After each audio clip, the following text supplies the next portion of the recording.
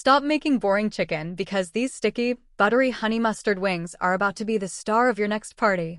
Honestly, I put so much heart into finding these easy, mouth-watering recipes for you, and it would mean the world if you'd hit that subscribe button right now. Your support is what encourages me to keep bringing these delicious and healthiest treats to your feed every single week. We are starting with 1 kilogram of chicken wings, cut into pieces for that perfect bite.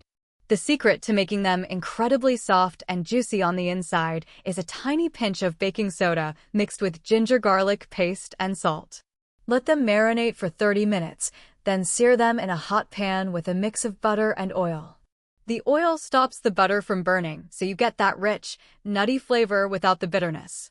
Cover them and let them simmer until they are tender and golden brown. While they fry, let's make the magic sauce. Mix fresh mustard paste, tomato sauce, lots of chopped garlic, and a big spoonful of honey.